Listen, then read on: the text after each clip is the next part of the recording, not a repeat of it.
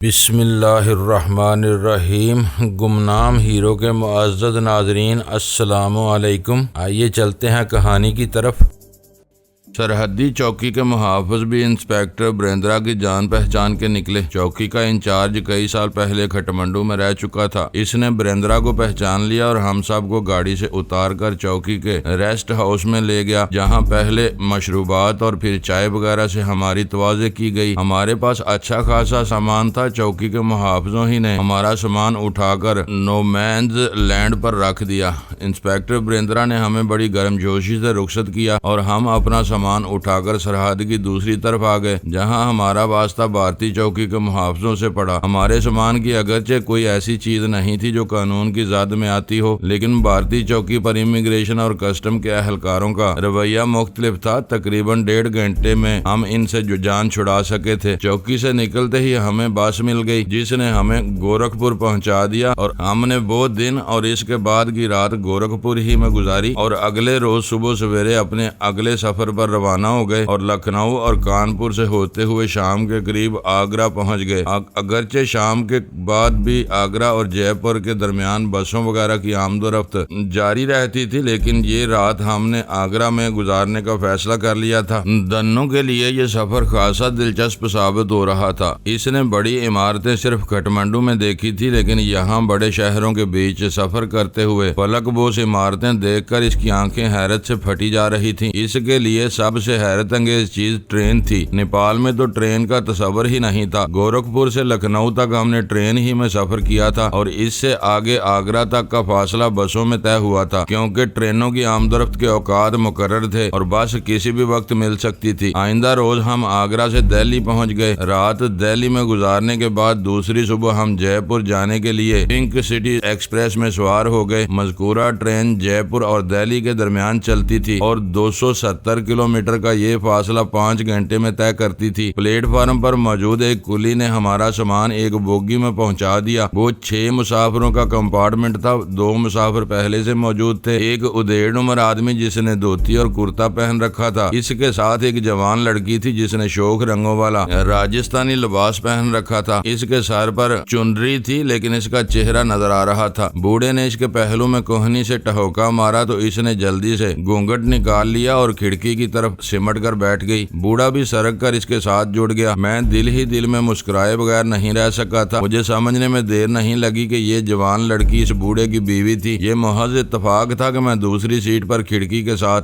बैठा था। इस तरह वो लड़की मेरे सामने थी। बूढ़ा अपनी सीट पर बार बार बेचैनी से पहलू बदल रहा था और लड़की को कोहनियां मार रहा था। मैं इसकी बेचैनी की वजह समझ गया और इस सीट से उठकर दूसरी सीट पर चला गया। खिड़की वाली सीट पर मैंने दोनों को बिठा दिया था। वो दोनों भी जयपुर ही जा रहे थे। मैंने रास्ते में बूढ़े से दोस्ती कर ली। इसकी बातों से पता चला कि ये लड़की इसकी तीसरी बीवी है। 2 बीवियों का वो अपने हाथों से क्रियाक्रम कर चुका है और ये तीसरी शादी इसने 2 महीने पहले की थी। वो मथुरा बीवी को इसके मायके वालों से मिलवाने के लिए जा रहा था। इसका प्रोग्राम 1 हफ्ता वहाँ रहने का था और इसने बीवी को अपने साथ ही लेकर वापस जाना था। इस बूढ़े की सेहत को देखकर लगता था कि ये लड़की विधवा नहीं होगी, बल्कि ये बूढ़ा ही अपनी इस तीसरी बीवी की चिता को भी अपने हाथों से आग लगाएगा। ट्रेन जयपुर पहुंच गई। ट्रेन रुकते ही प्लेटफार्म पर अफरा तफरी सी मच गई। बहुत से लोग अपने दोस्तों और अजीजों को लेने के लिए आए हुए थे। बूढ़े और इसकी नई नवेली दुल्हन के इस्तकबाल के लिए भी कुछ लोग मौजूद थे, लेकिन हमारे इस्तकबाल के लिए कोई नहीं था। मैंने रूपमती या ठाकर बनूद को अपनी आमद की इतला नहीं दी थी, बल्कि हकीकत ये थी कि बहुत अरसे से मेरा इनसे फोन पर भी राब्ता नहीं हुआ था। गोरखपुर पहुंचने के बाद पहले तो मैंने सोचा था कि फोन पर इन्हें इतला दे दूं, फिर ये इरादा मुलतवी कर दिया। मैं अचानक इनके सामने आकर इन्हें सरप्राइज देना चाहता था। शोभा का ख्याल था कि इसके मकान पर चला जाए, लेकिन मैंने इसकी मुखालफत की, क्योंकि इसका मकान कम से कम 6 महीनों से बंद पड़ा था। वहाँ तो अब मकड़ियों ने जाले तान रखे होंगे। रूपमती के हाँ चलते हैं, इस वक्त वो घर पर ही होगी। ठाकर को भी हम वहीं बुला लेंगे, मैंने कहा। स्टेशन से बाहर आकर सामान एक टैक्सी पर लदवा दिया गया। मैंने ड्राइवर को रूपमती की हवेली का पता बताया और आगे पैसेंजर सीट पर बैठ गया। धनो और शोभा पिछली सीट पर बैठ गई। हवेली के गेट के सामने टैक्सी रुकी तो इसी वक्त गेट का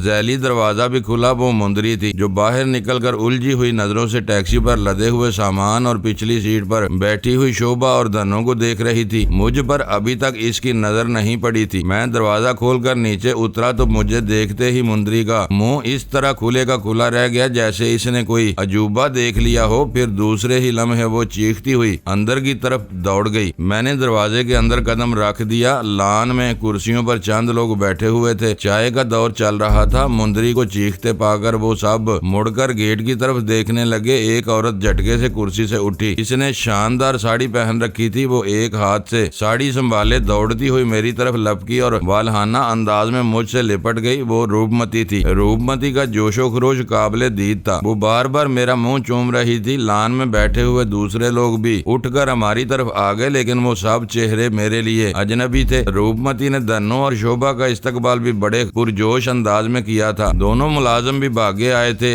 इनमें एक शंकर था जो ठाकर की टीले वाली हवेली में हमारी खिदमत पर मामूर था। इसे यहाँ देखकर मुझे अचंभा सा हुआ था, लेकिन जब मैंने दोबारा रूपमती की तरफ देखा तो सारी बात मेरी समझ में आ गई। इसकी मांग में सिंदूर भरा हुआ था। मैं तुम्हारे इस फैसले से बहुत खुश हुआ। ठाकर कहाँ है? मैंने इसकी तरफ देखकर मुस्कुराते हुए कहा, मैं अभी फोन करती हूँ, वो भागा हुआ आएगा। रूपमती मुस्कुराते हुए जवाब दिया। फिर इधर उधर देखते हुए बोली, बिमला कहाँ है? बिमला? मेरे मुंह से गहरा सांस निकल गया। मैं जानता था कि बिमला को मेरे साथ ना देखकर ये सवाल जरूर किया जाएगा। मुझे अफसोस है रूपमती, मैं बिमला की हिफाजत नहीं कर सका। ओह। रूपमती के मुंह से बेइख्तियार निकला। इसका चेहरा लटक गया। वो अपने आप को संभालते हुए बोली, तुम लोग अंदर आओ। मैं भी कितनी बेवकूफ हूँ कि सबको यहीं रोक रखा है। शंकर, सामान उतारो और टैक्सी वाले को फारग कर दो। मैंने आखिरी अल्फाज शंकर से मुखातब होकर कहे थे। दूसरा मुलाजिम जसवंत था। इन दोनों ने मिलकर सामान उतार लिया। टैक्सी वाले को किराया भी जसवंत ने अदा कर दिया था। हम लोग लान में आ गए। मेरे दोस्तों, रूपमती ने अपने मेहमानों को मुखातब करते हुए बोली, मैं आप हजरात से एक ऐसी हस्ती का तारुफ कराना चाहती हूँ जिसका तज़किरा हम थोड़ी देर पहले भी कर रहे थे। मुझे और ठाकर को एक दूसरे के करीब लाने में इस हस्ती का भी बड़ा दखल है, तो इनसे मिलिए। ये हैं हिम्मत सिंह, मेरे मोहसन और महान दोस्त। सब लोग हैरत से मेरी तरफ देखने लगे। इनमें 3 औरतें और 4 मर्द थे। सब ने पहले हाथ उठाकर प्रणाम किया, फिर गर्मजोशी से हाथ मिलाया। एक खातून तो मेरे चरण छूने को झुक गई थी। हम वहीं कुर्सियों पर बैठ गए। मैंने शोभा और धनो का तारुफ कराया। मैंने नोट किया कि इस दौरान में सब लोग बड़ी गहरी नजरों से धनो की तरफ देख रहे थे। बाकी बातें तो बाद में होंगी। आप रूपमती मेरी तरफ देखते हुए बोली, फिलहाल सिर्फ ये बताओ कि कहाँ से आ रहे हो और तुमने अपने आने की इतला क्यों नहीं दी? अगर इतला दे देता तो मुलाकात में इतना मजा तो ना आता। मैंने मुस्कुराते हुए जवाब दिया, तुम बताओ ये वारदात कब हुई? मैंने इसकी मांग में भरे हुए सिंदूर की तरफ देखा। अब मुझे अफसोस हो रहा है कि हमने 2 हफ्ते मजीद इंतजार क्यों नहीं कर लिया। रूपमती ने जवाब दिया, तुम भी हमारे ब्याह में शरीक होते तो रौनक बढ़ जाती। कोई बात नहीं, अब रौनक मेला कर लेंगे। मैंने कहा। मुंदरी हमारे लिए चाय ले आई। इसकी खुशी भी काबिले दीद थी। इसने हमारे सामने चाय रखी और रूपमती की तरफ देखते हुए बोली, मैंने जीजा जी को फोन कर दिया है दीदी, वो आने ही वाले हैं। मुंदरी की बच्ची रूपमती चीखी, तुमने सारा मजा किरकिरा कर दिया। मैं ठाकुर को फोन करके कोई ऐसी बात कहती कि वो चकरा जाता और यहाँ आकर हिम्मत सिंह को देखता तो मारे खुशी के बेहोश हो जाता। चल भाग यहाँ से, सारा मजा किरकिरा कर दिया। मुंदरी हंसती हुई चली गई। रूपमती पहले भी इसका बहुत ख्याल रखती थी, इसे छोटी बहन की तरह समझती थी और अब शायद वो एक दूसरे के कुछ और करीब आ गई थी। इन्हें देखकर कोई भी नहीं कह सकता था कि मुंदरी इसकी मुलाजमा है। तकरीबन 1 घंटे बाद ठाकर भी आ गया। इसके मिलने के अंदाज में भी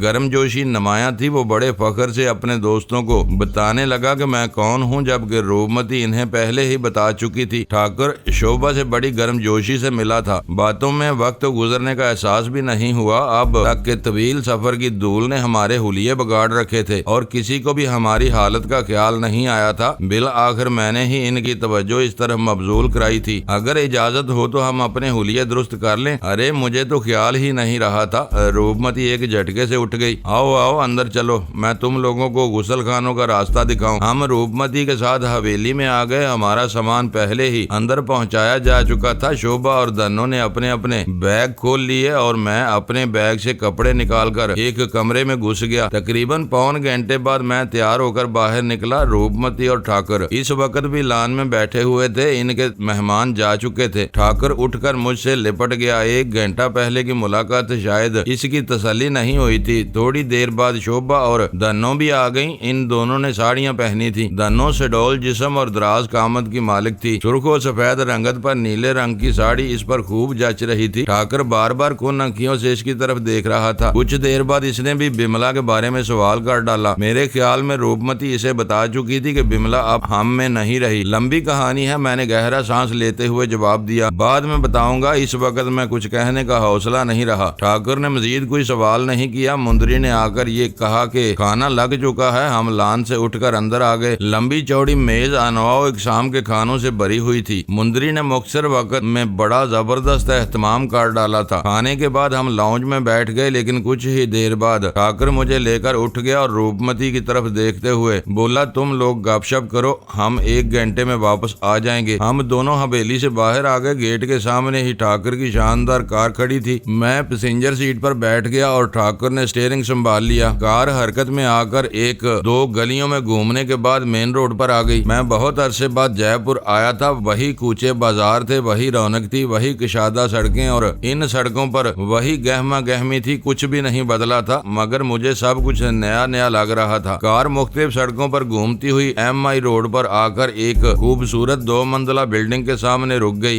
ग्राउंड फ्लोर पर वही काफी हाउस था जहाँ सोनिया से मेरी मुलाकात हुई थी। ये शोभा वाला काफी हाउस था। मैंने कार से उतरते हुए बिल्डिंग की तरफ देखा। नया रंगो रोगन किया हुआ था। ऊपर की मंजिल में कुछ तब्दीलियां हुई थी। सामने के रुख पर जहाजी साइज के टेंटेड ग्लास लगे हुए थे। इस शीशे की खूबी ये थी कि इसमें सिर्फ एक तरफ से देखा जा सकता है। हम अंदर आ गए। ये हाल भी पहले से खासा वसी हो गया था। गालबन पिछला पोर्शन भी हाल में शामिल कर लिया गया था। दाखिली दरवाजे की बाएं तरफ जरा आगे ऊपर जाने का जीना था, जिस पर सुर्ख कालीन बिछा हुआ था। हम ऊपर आ गए। ऊपर भी ऐसा ही वसी हाल था। मुनासिब फासलों पर मेजें बिछी हुई थी। ये गोल मेजें आम मेजों से ऊंचाई में कम थी और इनके गिर्द रखी हुई कुर्सियां इतनी आरामदेह थीं कि घंटों बैठा जा सकता था। रोशनियों का इंतजाम भी बहुत उम्दा था। कहीं भी तेज रोशनी नहीं थी। दीवारों से मध्यम मौसीकी की लहरें फूटती हुई महसूस हो रही थी। ये हाल भी निचले हाल की तरह एयर कंडीशन था और जेरी हाल की तरह यहाँ भी कोई मेज खाली दिखाई नहीं दे रही थी। गाहकों में मर्द भी थे और औरतें भी। हम जेरी हाल में आ गए। काउंटर पर एक उदेड़ उम्र आदमी बैठा हुआ था। इसने ठाकुर को देखकर उठना चाहा, लेकिन ठाकुर इसे बैठे रहने का इशारा करता हुआ एक तरफ बढ़ गया। हम दफ्तर में बैठ सकते थे। ठाकुर ने कुर्सी पर बैठते हुए हाल की पिछली तरफ इशारा किया, लेकिन यहाँ बैठना कुछ अच्छा लगता है। जब मैं पहली मर्तबा इस काफी हाउस में आया था तो यहाँ वेट्रेस काम करती थी, लेकिन अब कोई भी लड़की नजर नहीं आ रही थी। तमाम मर्द वेटर थे। सफेद बुराक ड्रेस में वो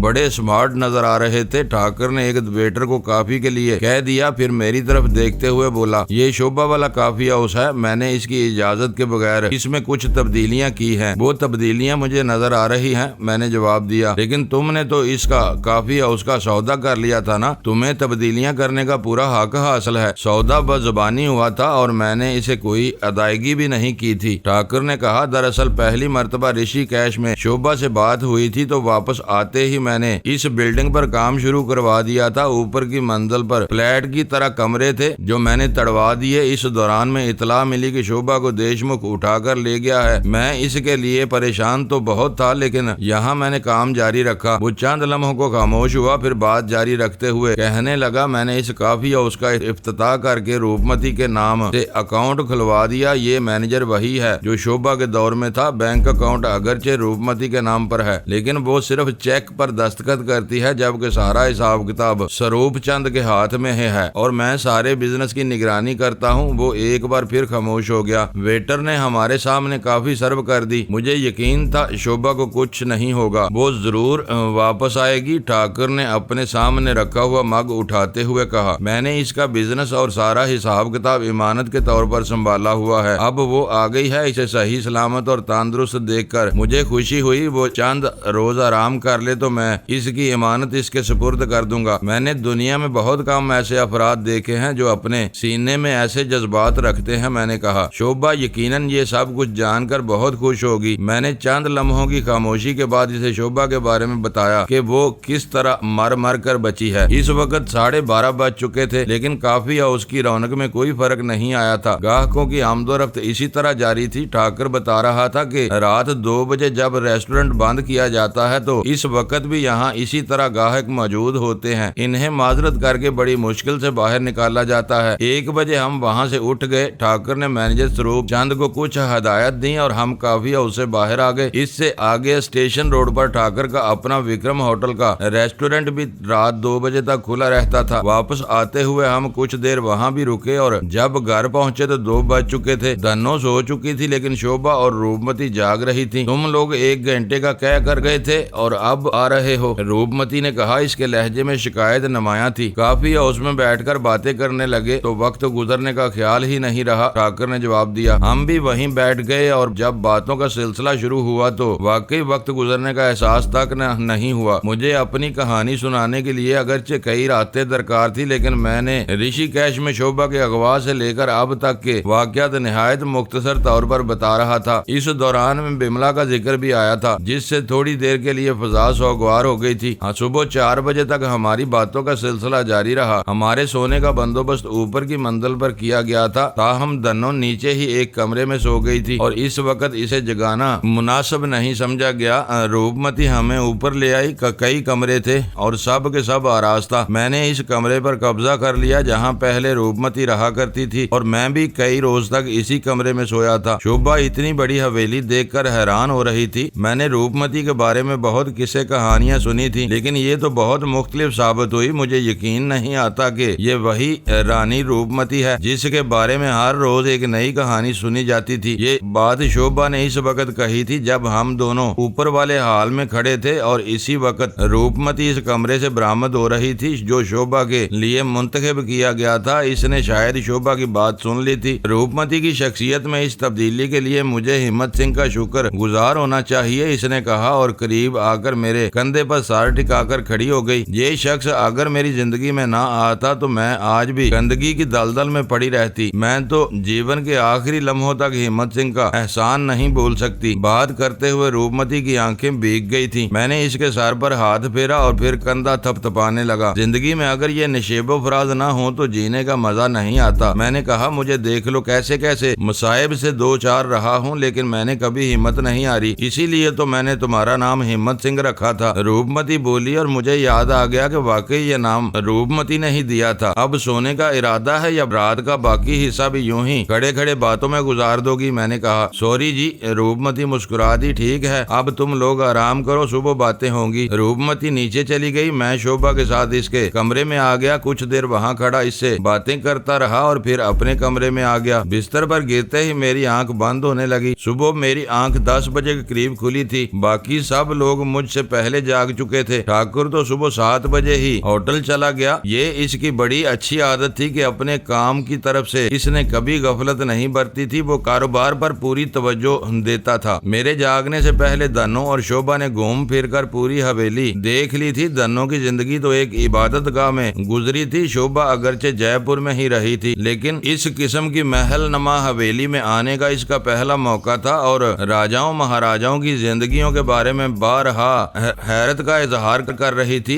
जयपुर में अगरचे हवेलियों और महल्लात की भरमार थी। इसने तफरीह की गर्ज से कई महल्लात देखे भी थे, लेकिन किसी हवेली में रहने की बात दूसरी थी। 11:30 बजे ठाकर का फोन आ गया। कुछ देर रूपमती इससे बात करती रही, फिर इसने रिसीवर मेरे हाथ में दे दिया। मैंने तकरीबन 10 मिनट इससे बात की और फिर रिसीवर रख दिया। शोभा, मैं इसकी तरफ देखते हुए बोला, तुम्हारी अदम मौजूदगी में तुम्हारा कॉफी हाउस बंद रहा है। सुना है बिल्डिंग की हालत भी बहुत बुरी है। चलो जरा देख आए। ये इसे ठीक ठाक कराने में पैसा भी बहुत खर्च होगा और वक्त भी बहुत लगेगा। शोभा की आंखों में तशवीश की लहरें उभर आईं। इसके कुछ ही देर बाद हम सब रूपमती की चमचमाती हुई गाड़ी में सवार MI रोड की तरफ जा रहे थे। गाड़ी इस बिल्डिंग के सामने रुकी तो कार से उतरते हुए शोभा इस तरह ठिठक कर रुक गई जैसे जमीन ने इसके पैर पकड़ लिए हों। वो मतवहश नजरों से बिल्डिंग की तरफ देख रही थी जैसे इसे अपनी आंखों पर यकीन न आ रहा हो। आकर कॉफी हाउस के दरवाजे के सामने खड़ा था। हमारे इस्तकबाल के लिए वो चंद कदम आगे आ गया और जब इसके साथ कॉफी हाउस में दाखिल हुए तो शोभा की आंखें फटी की फटी रह गईं। मैंने मैनेजर स्वरूप चंद ने भी चरण छू कर इसका इस्तकबाल किया था। काफी हाउस में इस वक्त भी कोई मेज खाली नहीं थी। ऊपर से नीचे तक घूमने के बाद हम दफ्तर में आ गए। दफ्तर भी बहुत कशादा था और शानदार फर्नीचर से आरास्ता था। हम सब सोफों पर बैठ गए तो थोड़ी देर बाद ही एक वेटर ने हमारे सामने काफी सर्व कर दी। आपके आ जाने से मुझे बड़ी खुशी हुई शोभा दीदी, ठाकर ने इसकी तरफ देखते हुए कहा। आपकी इजाजत के बगैर मैंने इस बिल्डिंग में कुछ तब्दीलियां की हैं, लेकिन ये आपकी इमानत है। बेहतर होगा कि आप अभी और इसी वक्त अपनी ये इमानत संभाल लें। सारा हिसाब किताब स्वरूप चंद के पास मौजूद है। अकाउंट रूपमती के नाम पर है, जिसे कल आपके नाम मुंतकिल किया जा सकता है। मुझे ना तो अपनी आंखों पर यकीन आ रहा है और ना ही कानों पर। शोभा बोली, इस काफी हाउस का तो तुमसे सौदा वो जुबानी बात थी और मैंने आपको कोई अदायगी नहीं की थी। ठाकर ने इसकी बात काट दी। मैंने इमानत समझकर इस बिजनेस को संभाल रखा था, अब ये आपके सुपुर्द है दीदी। नहीं भैया नहीं, शोभा गोया फट पड़ी। इसकी आंखों से आंसू बह निकले। वो फूट फूट कर रो रही थी। इंसान भी अजीब चीज है, खुशी भी मिलती है तो दिल भर आता है और आंसू बह निकलते हैं। रूपमती और ठाकुर अपनी जगह से उठकर इसके दाएं बाएं बैठ गए। रूपमती ने इसे बाजू में लपेटकर अपने ऊपर खींच लिया और ठाकुर इसका कंधा थपथपाने लगा। शोभा काफी देर बाद अपनी कैफियत पर काबू पा सकी थी, लेकिन शोभा रहेगी कहाँ? इसके घर को तो तुमने काफी हाउस बना दिया, मैंने मुस्कुराते हुए कहा। हिम्मत सिंह, रूपमती ने घूरती हुई नजरों से मेरी तरफ देखा। इतनी बड़ी हवेली को मैंने अपना मकबरा नहीं बनाना। शोभा दीदी हमारे साथ इसी हवेली में रहेगी। अब तुम कोई नया शोशा मत छोड़ना, समझे? समझ गया मालकन, मैंने जवाब दिया। शट अप, रूपमती चीखी। अब मैं तुम्हारे मुंह से मजाक में भी ऐसी कोई बात ना सुनूं, समझे? समझ गया, मैंने शरारतन जुमला अधूरा छोड़ दिया। हम काफी देर वहाँ बैठे रहे। बिल आखिर तय ये हुआ कि काफी हाउस का निजाम जिस तरह चल रहा है वैसे ही चलने दिया जाए और शोभा हवेली में इन लोगों के साथ रहेगी। जाहिर है धनों के बारे में यही तय हुआ था कि वो भी इनके साथ रहेगी। शोभा स्वरूपचंद के साथ एक बार फिर ऊपर से नीचे तक काफी हाउस का जायजा लेती रही। तकरीबन 2 घंटों बाद हम काफी हाउस से उठकर विक्रम होटल में आ गए। दोपहर का खाना हमने यहीं पर खाया। 4 बजे के करीब हम दोनों को शहर की सैर कराने के लिए निकल खड़े हुए। ठाकर तो होटल ही में रह गया था। कार में शोभा आगे वाली सीट पर बैठी थी। स्टीयरिंग रूपमती के कंट्रोल में था और मैं दोनों के साथ पिछली सीट पर बैठ गया था। गाड़ी हल्की रफ्तार से शहर की सड़कों पर घूमती रही और बिल आखिर 8 बजे के करीब हम हवेली वापस आ गए। इसके थोड़ी देर बाद ठाकर भी पहुंच गया। तमाम मामला तय हो चुके थे। मेरे जाने के बाद रूपमती और मेरे ताल्लुकात के हवाले से पंडितों के कुछ हंगामे जारी रहे थे, लेकिन ठाकर और रूपमती इनसे निपटते रहे और इनकी शादी के बाद बिल आखिर पंडितों की जुबानें भी बंद हो गई। मैं यहाँ से जाने का प्रोग्राम बनाने लगा तो दोनों ने एक और टंटा खड़ा कर दिया। वो यहाँ रहने को तैयार नहीं थी और मेरे साथ जाना चाहती थी। ये मेरे लिए एक नया मसला था। रूपमती, शोभा और ठाकुर इसे समझाते रहे, लेकिन वो मानकर नहीं दी और बजिद रही कि मैं जहाँ जाऊंगा वो मेरे साथ रहेगी और बिल आखिर मुझे ही हथियार डालने पड़े। मैं तो फौरी तौर पर यहाँ से चले जाना चाहता था, लेकिन रूपमती और ठाकुर कुछ दिनों के लिए मुझे रोकना चाहते थे। इनका ख्याल था कि चूंकि मैं इनकी शादी में शरीक नहीं था, इसलिए वो मेरे एजाज में एक जोरदार पार्टी देना चाहते थे। इससे अगले ही रोज ठाकुर की टीले वाली हवेली में पार्टी के इंतजाम शुरू कर दिए गए। दावत के लिए 1 हफ्ता बाद की तारीख रखी गई थी। इससे पहले मुझे टीले वाली हवेली की तरफ जाने भी नहीं दिया गया। दावत वाले रोज शाम को हम वहां पहुंचे तो हवेली को देखकर मैं अंगश्ते बदनदां रह गया। दरो दीवार रंग बिरंगी रोशनियों से जगमगा रहे थे। हवेली को दुल्हन की तरह सजाया गया था। 8 बजे के करीब मेहमानों की आमद शुरू हो गई। हवेली के सामने दूर तक चमचमाती गाड़ियों की कतारें लगती गईं। रूपमती भी एक राजकुमारी थी और ठाकुर बानूद सिंह भी एक साबिक रियासत के दीवान का बेटा था। इस दावत में न सिर्फ जयपुर बल्कि राजस्थान की कई साबिक रियासतों के साबिक राजे, महाराजे, राजकुमार, राजकुमारियां, बड़े बड़े रईस और आला सरकारी अफसरान मदऊ थे। यही सब लोग इन दोनों की शादी में भी शरीक थे। इस वक्त भी शादी का ही समा था। हर तरफ रंग बिरंगे जर्क बर्क लिबास लहराते नजर आ रहे थे। हवेली के वसीओ अरीज हाल में भी इंतजाम था और वसीओ अरीज लान में भी मेजें कुर्सियां बिछी हुई थी। बावर्दी वेटर मशरूब सर्व करते फिर रहे थे। होटलों और नाइट क्लबों में तो मैं कई मर्तबा जा चुका था, लेकिन इस किस्म की किसी शाहाना घरेलू तकरीब में पहली मर्तबा शरीक हुआ था। मैं अपने आप में कुछ अजीब सा महसूस कर रहा था। कुछ अरसे पहले तक मैं इसी जयपुर में पुलिस को सबसे ज्यादा मतलूब था। मुअज़्ज़ज़ नाज़रीन, लाइक करें, शेयर करें और कमेंट्स बॉक्स में पाक आर्मी जिंदाबाद, पाकिस्तान पाइंदाबाद का नारा ज़रूर दर्ज करके अपने मुल्क पर फ़ख्र करें और पाकिस्तान की बुनियादें मजबूत करने में अपना किरदार अदा करें। वीडियो देखने का शुक्रिया। मुअज़्ज़ज़ नाज़रीन, अपना ख्याल रखिएगा और हमारे चैनल का भी। ISI पाक आर्मी जिंदाबाद, पाकिस्तान पाइंदाबाद।